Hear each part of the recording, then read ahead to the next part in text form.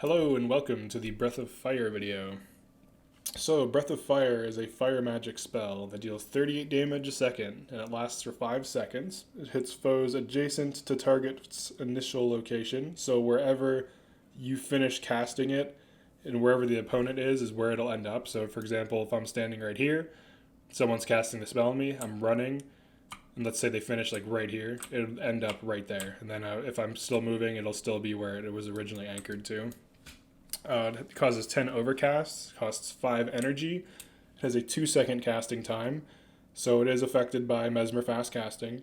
However, the fact that it causes overcasts, you probably don't want to run this on a Mesmer. It has a 10-second cooldown.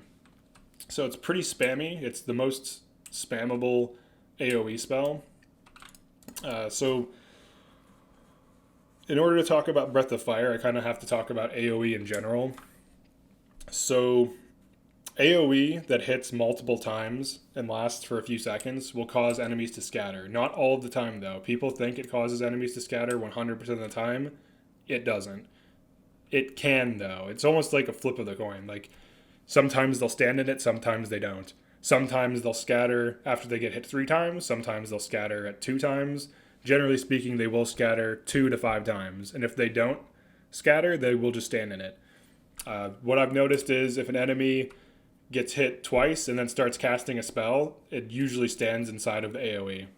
So if you cast it on like enemies spamming like any kind of spell, they usually will just like soak up all the damage. So those are 2 useful things about it. Another thing, the final thing to note, is that when you cast this on an enemy, you should expect 1 of 2 outcomes, sometimes 3. The third one is like very situational.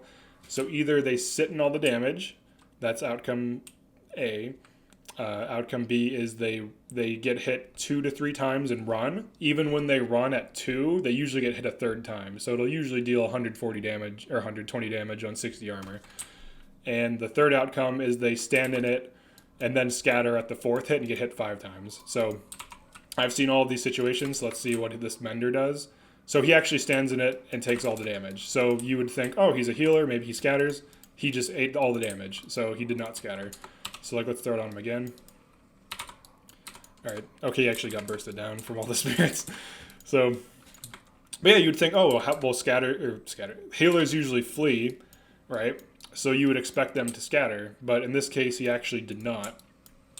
So that's just like the overview for the skill. Like, don't expect them to always scatter. Either they will scatter after like getting hit 3 times roughly, or they'll stand in it, or they'll get hit 4 to 5 times and then scatter. So it can be used with predictability though. So like, for example, let's say there's an enemy, like here's 2 enemies, right? These 2 corpses. So you can actually stand here, cast it on them, and if they do scatter, they'll run roughly to there, like roughly to here. So you can actually ball enemies up that are spaced out. They usually scatter away from you if they can. If they can't, they'll scatter in kind of a random direction. So like, for example, if an enemy is standing here and you're standing here, it can't scatter backwards, so it'll scatter to one or the other sides. But I've actually balled up enemies for flaring and fireballing by using Breath of Fire to have them scatter backwards towards their other allies. You can always wait for enemies to ball up, though. That's natural, too, but that's generally how this skill can be used. But it can be combined with Flare because it'll give you constant overcast, so you can spam these 2 together. They're quite strong together. That's the way I usually use it. But yeah, it's a pretty strong skill.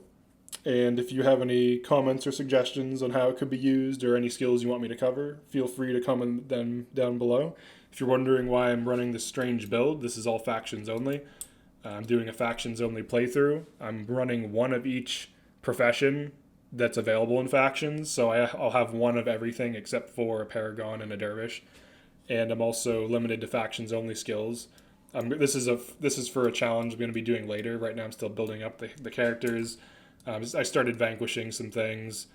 I'm doing this one right now. But yeah, so that's Breath of Fire.